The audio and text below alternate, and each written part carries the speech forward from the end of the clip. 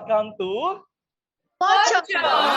podcast obrolan ceria sambil ngalong. Karena kalau sambil tolong menolong kan kerja bakti. Ya. Oke guys, balik lagi pada Pocong episode kedua kali ini bersama aku, Abdul Jabar Syaf, yang bakal nemenin kalian untuk membahas sesuatu yang sangat luar biasa dan gak kalah kerennya nih sama episode pertama kemarin gitu. Nah, pada episode kedua kali ini kita tentunya bakal ngebahas yang sangat krusial, yang sangat penting. Sepenting itu karena kita akan membahas tentang kebijakan-kebijakan ekonomi dari masa pemerintah kolonial Belanda hingga masa Indonesia merdeka. Nah, pada episode kedua kali ini, gue nggak bakal sendirian aja nih, karena bakal ditemenin sama bintang tamu kita yang sangat luar biasa tentunya dan gak kalah menariknya. Karena ini adalah salah satu bintang tamu terhormat gitu ya, dan pastinya kalian pasti bakal tahu siapa aja sih bintang tamu ini. Ya udah tanpa banyak basi-basi lagi, kita langsung sambut. Ini dia yang pertama ada Bu Risma Din Sedunia. Halo Bu Risma, apa kabar? Halo Mbak Ana. Iya, baik. Bu Risma sehat ya Bu Risma ya? Alhamdulillah sehat. Alhamdulillah. Surabaya baik-baik aja Bu. Iya kabarnya. Apa ya? Alhamdulillah. Ya ampun. Terima kasih ya Bu Risma ya sudah mau hadir gitu ya dalam podcast Pocong episode kedua dan akan sharing-sharing nih bareng kita semua ya gitu. Iya, insya Allah berjalan dengan lancar ya Mbak Ana.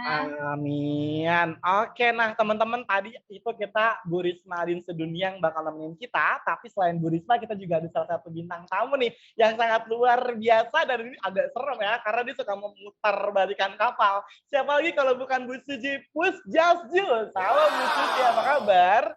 Halo Mbak Ngana, apa kabar? Iya kabar baik ya saya. Alhamdulillah senang sekali bisa berjumpa dengan Mbak Ngana ya meskipun tatap maya ya Mbak Ngana ya. Betul. Walaupun kita masih dalam kondisi yang secara online saja bertemunya tapi cukup bagus ya karena kita bisa menjalin silaturahmi ya Bu ya.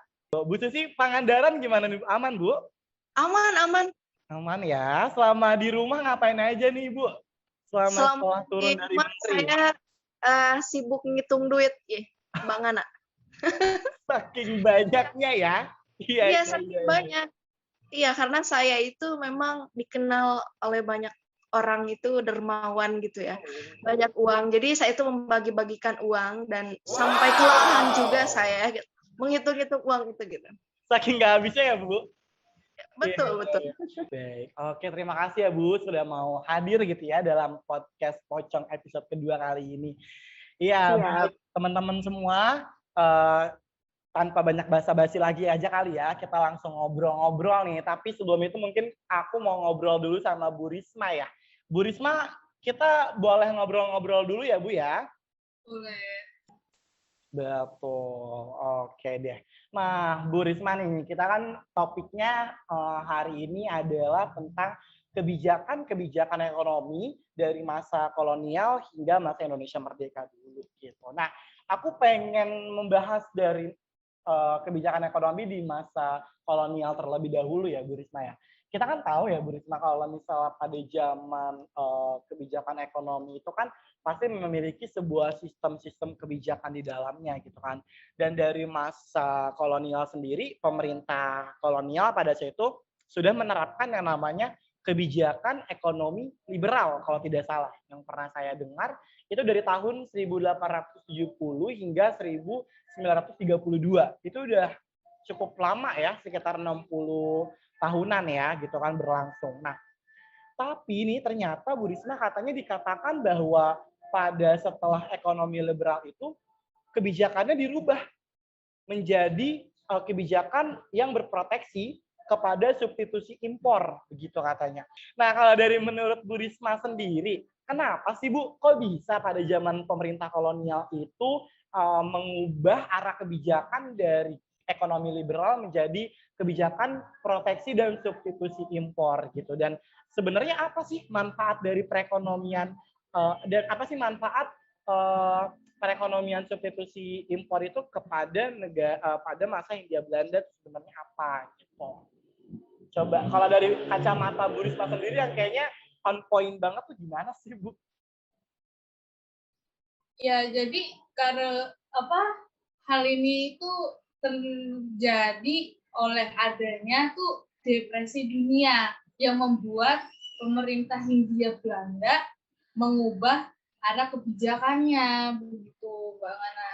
Ya, dan pada saat itu juga Hindia Belanda itu bergantung gitu loh kepada ekonomi ekspor impor yang mengandalkan apa? Mengandalkan beberapa komoditi ekspor saja dan bergantung pada impor untuk kebutuhan pokoknya. Ya, jadi tuh ada waktu masa pemerintah kolonial Belanda itu tuh ada kebijakan pemerintahnya itu pada masa ekonomi liberal mempunyai kebijakan 100% mengandalkan perdagangan bebas, Mangana. Jadi nih, sewaktu harga komoditi ekspor impor itu selama seperempat abad Hindia Belanda mendapatkan harga ekspor yang bagus pada abad awal ke-20. Ya, tapi sih sayangnya ya di saat pasar global runtuh nih, semuanya tuh udah balik arah gitu, di mana perekonomian Hindia Belanda mengalami penurunan. Ya, jadi yang pastinya ya pemerintah itu pada akhirnya nih menyadari gitu loh bahwa harus ada keseimbangan di antara satu pihak keterbukaan dan keterkaitan dengan pasar dunia dan pihak lain. Jadi struktur ekonomi dalam negerinya itu tuh yang tahanan mengejolak gitu loh. Jadi pemerintah Hindia Belanda mengubah arah kebijakannya secara mendasar, begitu Mbak Ana. Oh, jadi karena mereka itu merasa harus ada keseimbangan ya. Jadi makanya akhirnya merubah sistem ekonominya itu menjadi ekonomi yang substitusi impor dan biar adanya sebuah keterbukaan ya dan keterkaitan antara pasar dunia dengan pihak struktur ekonomi di dalam negeri gitu ya. Nah, baik. Nah, Bu. Terus dengan cara apa sih akhirnya bisa pemerintah Hindia Belanda tuh menerapkan sistem itu, menerapkan sistem kebijakan yang secara mendasarnya itu bagaimana maksudnya, Bu? Dengan cara sektor-sektor ekonomi di luar sektor komoditi ekspor utama, nih yang paling terutama sektor industri dan pangan yang dapat mengganti barang impor dan sekaligus menjadi sumber penghasilan penduduk. Jadi pemerintah pun akhirnya tuh banting setir. Di tahun 1933 adalah tahun titik baliknya. Nah, di tahun 1933 itu kebijakan perdagangan bebas yang diterapkan sejak 1870 resmi ditinggalkan. Untuk apa meninggalkannya? Ya untuk mengubah kebijakan ekonominya. Nah, dari kebijakan ekonomi liberal ini menjadi kebijakan ekonomi proteksi dan substitusi impor gitu. Jadi di mana sistem ini tuh ya Mbak Nana berupaya untuk meninggalkan konsep sistem pasar bebas dengan membatasi jumlah barang impor atau sistem kota yang harus terperinci yang memberi ruang bagi industri dalam negeri yang berkembang. Jadi dalam pengaturan impor ini tuh juga mempunyai tujuan lain gitu loh Mbak Nana. Jadi tujuannya itu yang pertama untuk melindungi jaringan perdagangan dalam negeri yang didominasi oleh perusahaan Belanda dari ancaman pihak luar negeri. Yang paling utama tuh Jepang gitu loh. Nah, jadi kebijakan perlindungan ini bagi industri dan perdagangan itu tahun 1934 diperkuat dengan kebijakan perizinan yang mengatur berupa kapasitas produksi baru dibangun di berbagai cabang industri. Nah, akhirnya nih sistem ini tuh menghasilkan sektor industri yang berkembang dan meningkat pesat gitu loh. Jadi industri tekstil ini tumbuh pesatnya itu di lokasi Jawa Barat. Kalau kalian semua mau tahu, dari hanya 500 ATBM yang kepanjangannya, kalau kalian mau tahu ya, alat tenun bukan mesin. Nah, pada tahun 1931 itu meningkat jadi 49.000 ATBM dan 9.800 ATM-nya saja. Nah, ATM-nya ini tuh yaitu alat tenun mesin. Nah, yang 49.000 ini ATBM-nya, teman-teman. Baik, berarti wah ini kita jadi mengenal lebih dalam ya. Ternyata pada saat sistem ekonomi liberal itu digantikan dengan dengan kebijakan substitusi impor atau proteksi impor itu mengandalkan adanya sumber daya yang dari dalam negeri sendiri ya. Jadi kan tadi Bu Risma sendiri menyebutkan bahwa sistem kebijakan ekonomi ini melindungi ya bangsa Indonesia dari ancaman-ancaman pihak luar khususnya Jepang dan juga ancaman keterpurukan ekonomi yang akan dilalui oleh Indonesia jika masyarakat Hindia Belanda maksud saya. Karena kalau Indonesia kan kita belum merdeka pada saat itu ya, masih dijajah gitu ya. Iya. Jadi memang pada saat itu di sistem ekonomi kebijakan proteksi ini mengandalkan industri tekstil ya, yang akhirnya yang tadi Bu Risma katakan tadi kita jadi lebih tahu bahwa kita pada saat itu sudah mengandalkan alat tenun ya Bu ya. Alat tenun yang justru memang sudah dikenal gitu ya dari zaman Hindia Belanda dulu ya ternyata ya. Wah, sangat insightful sekali ya berarti ya Bu. Ya, akhirnya ya sektor industri ini tuh kebijakannya tuh jatuh gitu loh ke Jepang pada tahun 1942 begitu Mbak Ana. Ya. Ya. Berarti dari kebijakan sektor industri ini awalnya dari Hindia Belanda ya, yang akhirnya jatuh ke tangan Jepang ya pada saat itu ya. Iya. Dan itu tuh pas udah jatuh dari Hindia Belanda ke tangan Jepang kan pada tahun 1942. Nah, itu sudah tidak terlihat lagi begitu loh. Menghilang gitu ya dia. Menghilang ya. Menghilang. Menghilang. Di Corbuzier. Oh, gitu. Baik. Pada saat itu dia di Corbuzier masih jadi pesulap ya. Iya, benar. Baik. Nah, kita selanjutnya bakal langsung ke bintang tamu yang gak kalah kerennya dan gak kalah terhormatnya. Langsung aja kita sambut, ini dia Ibu Susi Pusjasjus. Ibu apa kabar? Ya ampun. Alhamdulillah kabar baik Mbak Ngana. Gimana kabarnya? Baik Ibu, alhamdulillah juga.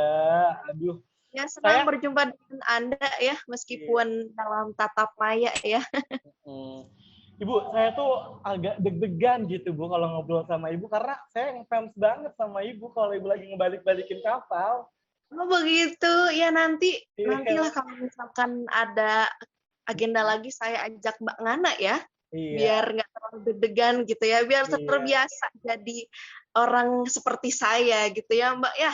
Baik, jadi kita terbiasa membolak-balikan kapal ya. Iya, nanti soalnya saya tuh rada sensitif kalau membolak-balikan masa lalu gitu ya, teringat sama kenangan yang dulu gitu ya, makanya saya membolak-balikan kapal gitu. Oh, baik, jadi membolak-balikan kapal sebenarnya pelampiasan ya? Iya bisa dibilang seperti itu juga, tapi sepenuhnya gitu ya. Oke. Oke, wes. Cukup dalam ya kalau kita membahas membolak-balikan masa lalu ya. Oke. Nah, saya ingin bertanya ya Bu, menurut pandangan Ibu nih yang sudah membolak-balikan kapal dari berbagai negara ya, gitu kan, khususnya juga pasti pernah membolak-balikan kapal dari negara-negara lain dan sudah pernah jalan-jalan ke Jepang. Saya ingin bertanya sebenarnya apa sih Bu sistem ekonomi perang yang diterapkan oleh penjajah atau pada masa pemerintahan Jepang itu sendiri dan bagaimana gitu loh keterkaitan antara sistem ekonomi perang ini dengan merdekanya momentum Indonesia merdeka gitu Bu. Nah kalau dari pandangan Ibu Susi yang kayaknya kerudung sama baju agak bagus ya, matching gitu ya, biru-biru menggambarkan laut ya. Iya, iya, iya, iya. Iya, Sampai betul. sampai ke Karena gorden-gorden saya ya itu kebetulan ya. terinspirasi begitu ya Mbak Ngana ya. Baik, baik. Oke, lanjut ya. Ekonomi perang gitu kan. Kita mendengar istilah ekonomi perang. Ya, sebetulnya di sini pembahasan saya itu tidak banyak ya. Kita bahas fokus ke ekonomi dan juga perang. Nah, apa sih Bu ekonomi perang itu? Jadi begini loh Mbak. Ekonomi perang itu merupakan kebijakan yang dikeluarkan oleh kolonial Jepang pada tahun berapa ya kira-kira? Kalau tidak salah itu tahun 1942 ya sampai dengan 1945. Nah, tujuan utama dari ekonomi perang itu Indonesia dijadikan sebagai penyangga perang. Maksudnya bagaimana nih? Maksudnya itu jadi setiap perekonomian Indonesia itu digali oleh mereka gitu ya. Misalnya mendapatkan barang-barang ataupun juga kebutuhan-kebutuhan lain itu diprioritaskan untuk membantu Jepang gitu ya yang sedang menghadapi Perang Dunia Kedua seperti itu Mbak Ngana. Jadi pada dasarnya ekonomi perang itu sendiri adalah salah satu ekonomi yang diterapkan pemerintah Jepang untuk memanfaatkan sumber-sumber dari negara Indonesia sebagai mungkin bisa kita sebut sebagai bahan cadangan mereka untuk berperang pada saat itu kan Perang Dunia Kedua ya kalau nggak salah ya di situ ya. Betul. Baik. Iya, jadi pada masa itu juga kan memang kolonial Jepang itu berorientasi modus perang gitu. Padahal ya tujuan mereka ingin menguasai perekonomian di Indonesia gitu ya. Seperti ada minyak bumi kan tahu ya kita negara Indonesia itu memang negara yang kaya gitu ya akan sumber daya alamnya yang seperti itu. Nah, setiap kebutuhan itu memang digenjot untuk mendukung gitu ya, untuk mendukung peperangan yang sedang dihadapi oleh Jepang. Sedangkan mereka itu sama sekali menurut saya kejam loh Mbak ya. Kejamnya itu kenapa? Karena mereka itu tidak memperhatikan gitu loh. Kebutuhan-kebutuhan masyarakat di Indonesia itu tidak diperhatikan. Semisal banyaknya masyarakat yang kelaparan gitu ya, karena kelangkaan sumber daya seperti makanan, sampai mungkin kematian juga menjadi hal yang lumrah gitu pada saat itu gitu Mbak Nana. Berarti memang tadi kan Ibu sudah menjelaskan ya bahwa sebenarnya ekonomi perang ini adalah suatu metode modus yang dilakukan oleh pemerintah Jepang ya. Berarti memang kita lihat-lihat modus itu sudah ada dari zaman dahulu ya Bu Susi ya. Ya betul. Iya, jadi saya itu senang gitu kalau misalkan berbicara tentang sejarah selain saya mengingat kembali gitu ya mantan-mantan saya yang dulu pernah singgah tapi tak sungguh gitu ya Mbak ya.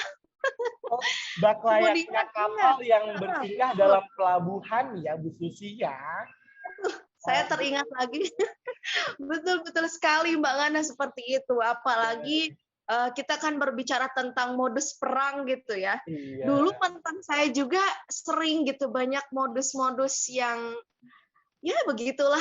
Tapi ya saya kan punya modal yang tinggi gitu lah. Selera laki-laki itu gitu. Saya memilih gitu Mbak gitu. Nah, Oke. Tadi melihat sebuah sejarah di mana pemerintah Jepang itu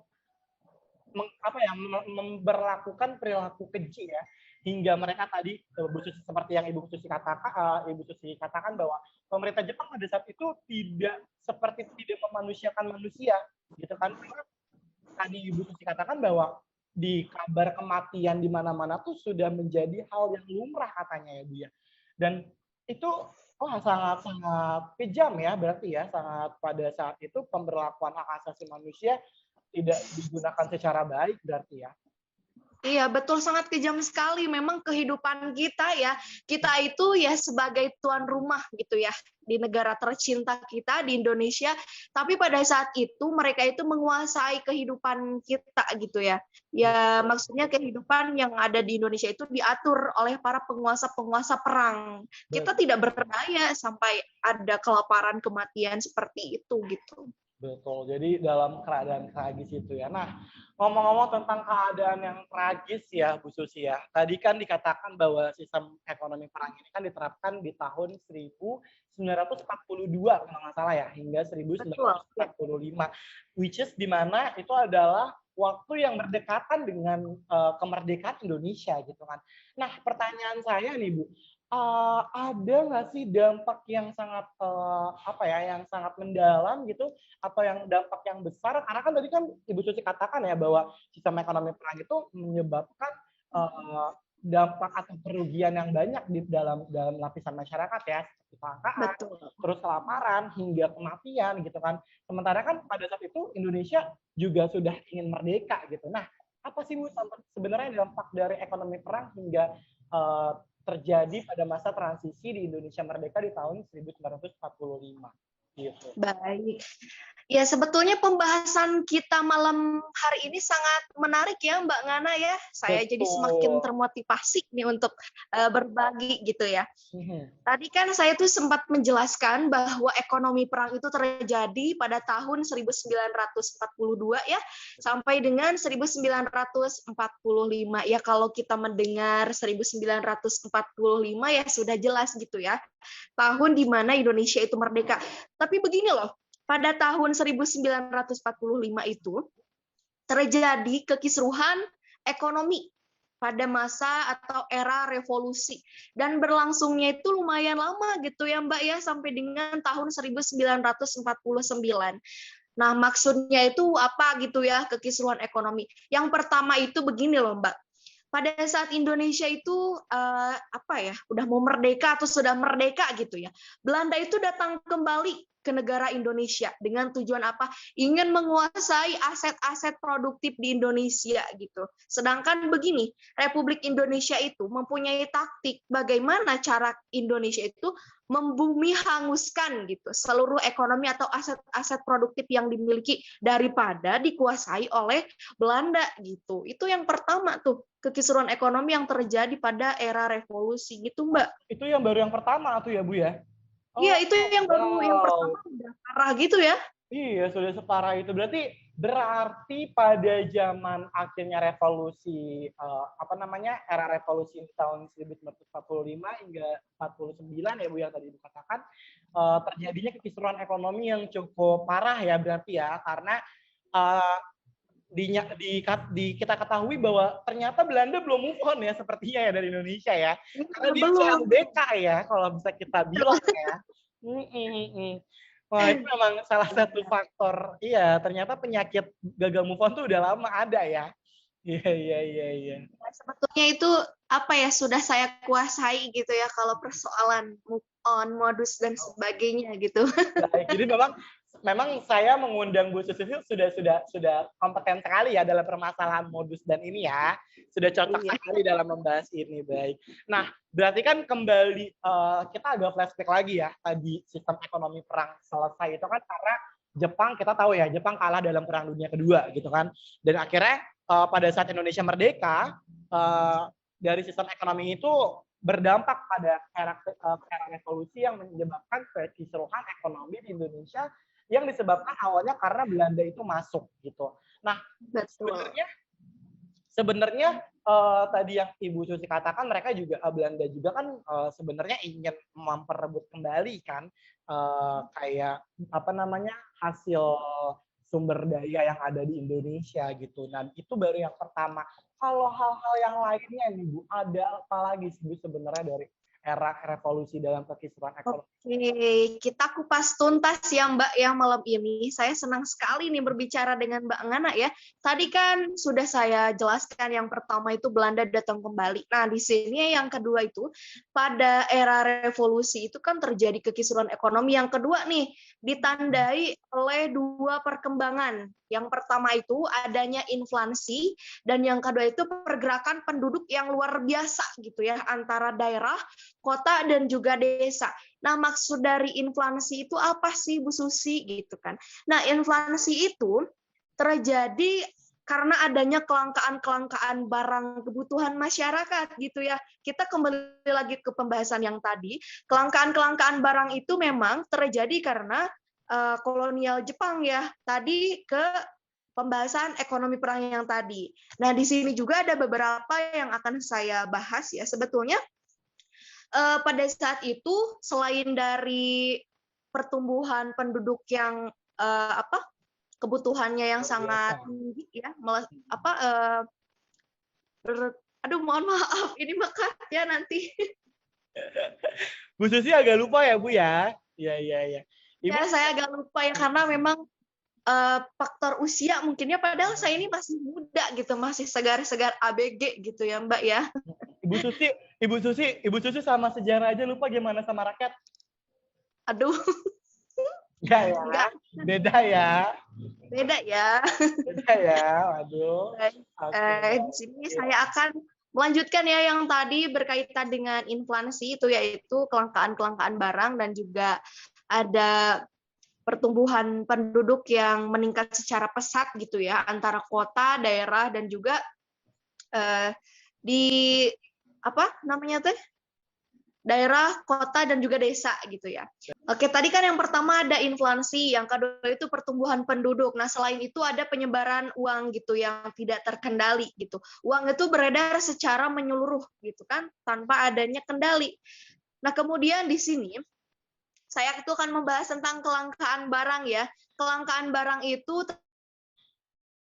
terjadi karena konsekuensi langsung dari turunnya kapasitas produksi, kemudian terganggunya kegiatan rutin produksi ya, sehingga ekspor impor juga terkendala gitu karena blokade Belanda yang tadi sudah kita bahas ya, poin pertama begitu Mbak Nana. Baik. Sepertinya memang Bu Susi agak jaringannya terkendala, tetapi tidak apa-apa. Tadi sudah cukup jelas ya memberikan penjelasan tentang sebab kekisruhan dari ekonomi sendiri. Dan tadi juga Ibu Susi telah katakan bahwa yang pertama penyebabnya adalah inflasi. Berarti kalau misalnya kita tarik garis bawah ya, permasalahan ekonomi ini pada dasarnya tidak jauh dari adanya sebuah kelangkaan dan inflasi ya Bu Susi ya. Karena dari kemarin betul. Dari Pocong podcast, dari Pocong episode pertama yang lalu, kita membahas tentang ekonomi juga. Ternyata memang inflasi ini sudah ada begitu dari zaman dahulu kala gitu ya. Dan tadi juga kita mendengar bahwa Bu Susi menjelaskan adanya sebuah peredaran mata uang yang terjadi. Nah, saya jadi ingin bertanya gitu, ini menarik gitu karena memangnya pada saat itu ada mata uang apa saja yang ada di negara kita hingga akhirnya menyebabkan kekisruhan ekonomi yang terjadi di negara kita pada awal kemerdekaan, Ibu. Baik, pada saat itu kan terjadi peredaran uang ya yang memang tidak terkendali. Nah, pada masa kekisruhan ekonomi ini ada dua mata uang yang beredar ya. Yang pertama itu ada uang yang dikeluarkan oleh pemerintah pusat republik. Yang kedua itu uang yang dikeluarkan oleh para pengusaha daerah. Nah, maksudnya di sini setiap uang yang dikeluarkan oleh lembaga yang berbeda gitu ya. Nah, nilai dari uang itu berbeda. Misalkan uang yang dikeluarkan oleh para pengusaha daerah nih, dan juga uang yang dikeluarkan oleh para pemerintah pusat republik. Setiap misal koin itu setiap koinnya beda nilainya gitu. Setiap yang beda mengeluarkan beda nilai uangnya. Gitu Mbak Ngana.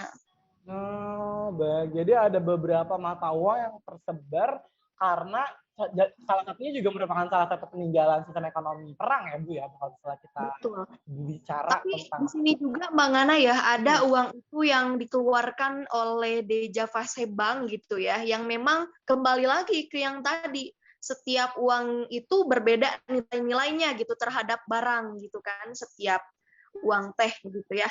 Sahawe anu ngaluarkeunana ya udah itu teh beda gitu nilai uangnya gitu Mbak Ngan. Betul pisan. Karena kan teh kalau kita berbicara tentang uang tuh kan sesuai kebijakan dari negara-negara asal yang memproduksi dan menerapkan ya gitu ya. Betul. Oh baik, seperti itu ya Bu Susi ya. Wah, kita jadi insightful banget ya teman-teman ya di rumah ya. Pasti teman-teman juga kayak mendengar ceritanya juga.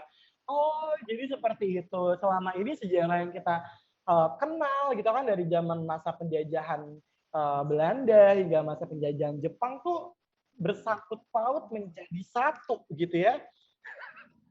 Betul. Baik, baik, baik. Wah, kita jadi mengetahui ya tentang apa yang setelah dipaparkan gitu ya dari Bu Cici tadi tentang sejarah adanya ekonomi perang yang dikeluarkan yang diterapkan oleh pemerintahan Belanda karena memakai sistem modus perang untuk membantu perang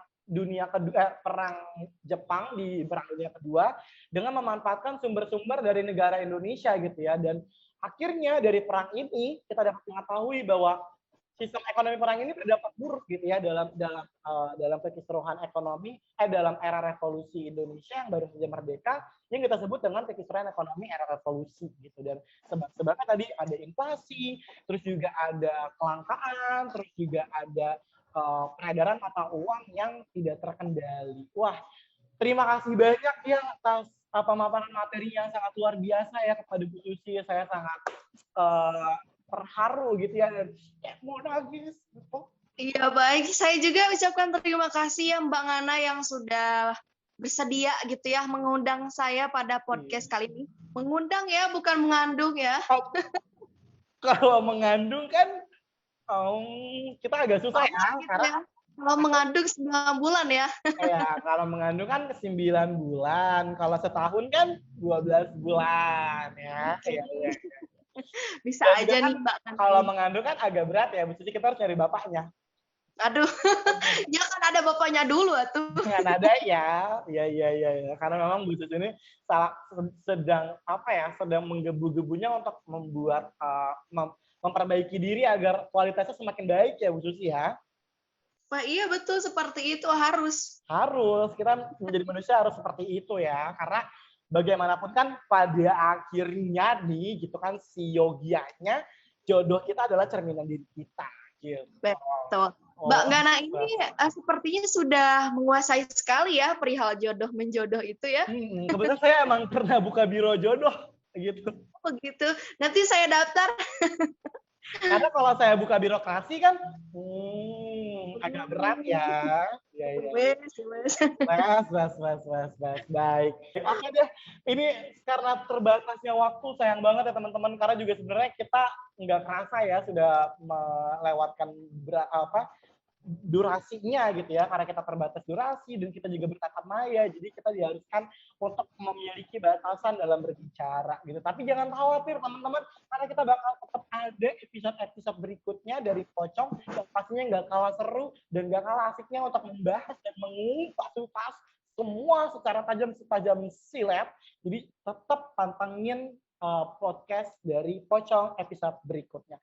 Baik, terima kasih banyak ya Bu Susi dan Bu Risma telah hadir dalam Pocong episode kedua kali ini. Mohon maaf ya kalau misalnya konsumsinya agak lama karena memang kita impor ya, gitu. Baik, terima kasih teman-teman juga atas perhatiannya. Jangan lupa untuk di-subscribe, di-like, dan juga di-komen, dan share ke seluruh teman kamu, kerabat kamu, keluarga, RT, RW, semuanya tolong di-share. Biar kita semangat untuk konten dan berbagi hal-hal yang pastinya bakal menarik dan juga penting. Oke guys, gitu aja dari gue. Kita bakal ketemu lagi di podcast episode selanjutnya. Dan see you on the next video. Bye-bye.